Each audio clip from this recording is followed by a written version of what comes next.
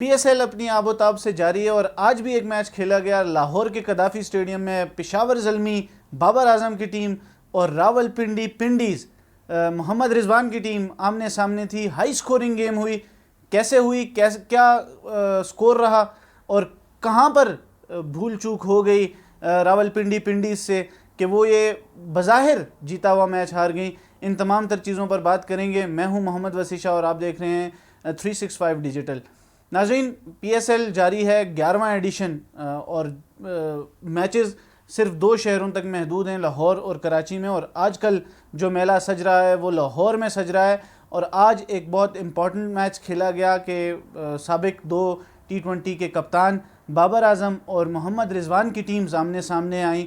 اور رضوان جو کہ پاکستان کی قیادت کر چکے ہیں, بابر اعظم جو لمبے عرصے تک پاکستان کی قیادت کر چکے ہیں, وہ اس وقت پنڈیز اور پشاور زلمی کی بالترتیب کپتانی کر رہے ہیں. اور اس میں آج جب بیٹنگ پہلے کی راول پنڈی پنڈیز نے تو بظاہر ایسے لگا کہ پچ بہت اچھا ہے. یاسر خان نے 83 رنز کیے اور انہوں نے دکھایا کہ ٹیلنٹ کو جب موقع دیا جائے تو کیسے ہوتا ہے. وہ ایک پراپر لیول سے اور پراپر چینل سے وہ یہاں تک پہنچے ہیں اور وہ اب زور سے دروازہ کھٹکھٹا رہے ہیں. پاکستان کرکٹ ٹیم کی بھی جو دروازہ ہے اس کو کھٹکھٹا رہے ہیں, بیکاز وہ ہر جگہ پرفارم کر رہے ہیں. اور آج بھی 83 رنز کیے اور پاور پلے میں جس طرح انہوں نے باؤنڈریز لگائیں. اور باؤنڈریز ایک چیز, 2 چیزیں ہوتی ہیں کہ باؤنڈریز کس طرح لگائی گئیں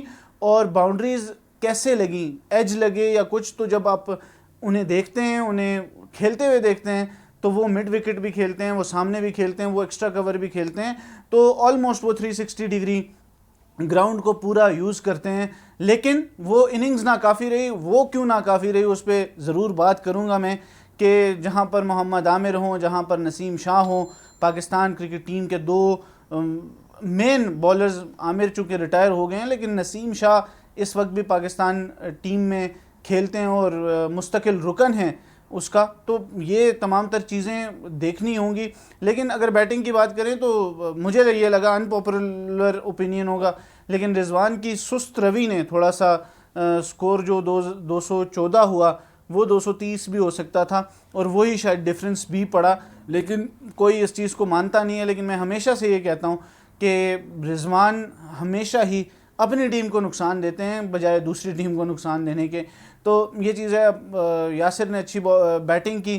پھر اس کے بعد جب آپ دیکھیں پشاور زلمی کی بالنگ تو وہ بھی کچھ خاص نظر نہیں آئی, آف کلر دکھائی دیے. اور بابر اعظم جب وہ کپتانی کر رہے تھے تو وہ بھی آج کافی غصے میں دکھائی دیا. علی رضا, انہیں ایک ہی اوور میں 5 چوکے لگے, 1 یاسر خان نے لگایا اور 4 محمد رضوان نے لگائے. تو ان کے لیے بھی ایک لرننگ کرو ہے. لیکن اب انہیں سیکھنے سے زیادہ اب انہیں نیکسٹ لیول پر جا کر پرفارمنس دکھانی چاہیے تاکہ وہ پاکستان کی کرکٹ ٹیم میں آنے کے لیے تیار ہو جائیں. اور وہ شاید تیار ہیں, لیکن تھوڑا سا پھر وہی بات ہے کہ آپ کو سیکھنا پڑتا ہے اور سوچنا پڑتا ہے کہ کیسے ہوتا ہے اور کیسے ہوگا. لیکن اس کے علاوہ جب آپ دیکھیں ایرن ہارڈی وہاں پر موجود تھے, انہوں نے بالنگ کی, آف کلر دکھائی دیے. اب یہ جو ابراڈ سے پلیئرز آئے ہوئے ہیں, شاید موسم کو اڈیپٹ کرنا ان کے لیے مشکل ہو رہا ہے یا جیٹ لیگ نہیں اتر رہا, جو بھی ہے 1-2 روز تک پتہ چل جائے گا. لیکن پرابلم ہمارے ساتھ یہی ہے کہ ہمارے اپنا جو لوکل ٹیلنٹ ہے وہ کچھ پلیئرز تو کر رہے ہیں پرفارم, لیکن کچھ سے جو ہم نے امیدیں باندھی ہوئی ہیں وہ پرفارم نہیں کر رہے, اور وہ بہت بڑا پرابلم ہے. پھر اگر پشاور زلمی کی بیٹنگ کی بات کی جائے تو حارث اور بابر اعظم نے بہت اچھا سٹارٹ دیا. بابر اعظم نے بھی آج 39 رنز کیے, حارث نے 47 رنز کیے. تو وہ ایک سٹارٹ ملا. لیکن ایک کرٹیکل انالیسس جو اس پوری اننگ کا اگر میں کروں کہ کہاں پر پشاور زلمی ممکن بنا سکی 214 کے چیز کو, جہاں پر وکٹیں گرتی رہیں. لیکن وہاں پر آپ دیکھیں عبدالصمد کی جو باری تھی اور عامر جمال کے آخر میں جو کیمیو تھا اس نے, اور بریسویل. اب ہمیشہ میں جب بھی T20 کرکٹ کی بات کرتا ہوں, بابر اعظم کی بات کرتا ہوں, تو اس کے ساتھ یہی ہوتا ہے کہ بابر اعظم آپ کو کبھی بھی 300, 250 یا 200 کے سٹرائک ریٹ سے باری کرتے نہیں نظر آئیں گے. وہ آپ کو اسی طرح کنسولیڈیٹ کریں گے, آپ کو 8ویں اوور تک وکٹیں ان ہینڈز دیں گے اور اس کے بعد آپ کو امفیٹس ملے گا تو آپ رنز کریں گے.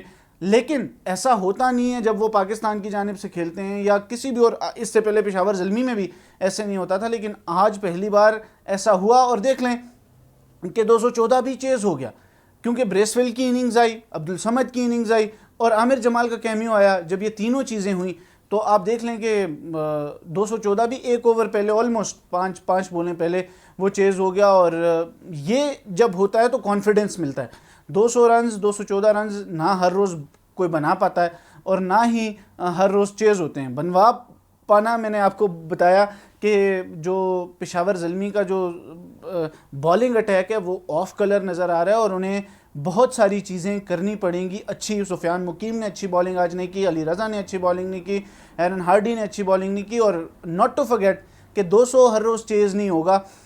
یہ بہت ایک ٹیم ایفرٹ تھی جہاں پر سب نے اپنے چپ ان کیا. 11 بولوں پہ 30 کے لگ بھگ سکور کیا عبدالصمد نے, 5 بولوں پہ 17 کیا, بریسویل کے 17 بولوں پہ 33 تھے, بابر اعظم اور حارث کی کنسولیڈیٹنگ اننگ تھی. تو جب یہ تینوں چیزیں جڑیں تو 214 چیز ہوا. تو every day is not Sunday.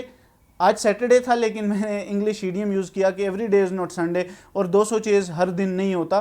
تو ان ساری چیزوں کو مد نظر رکھتے ہوئے آگے بڑھتے ہوئے اب دیکھنا ہوگا پشاور زلمی کو کہ وہ کس طرح بڑھتے ہیں. اور بالنگ اگر تھوڑی سی بھی اچھی ہو جائے تو they are a team to beat, I am telling you, کیونکہ وہاں پر آل راؤنڈرز بھی ہیں, کچھ بالرز بھی ہیں, کچھ اچھے ورلڈ کلاس بابر اعظم جیسے بیٹرز بھی ہیں.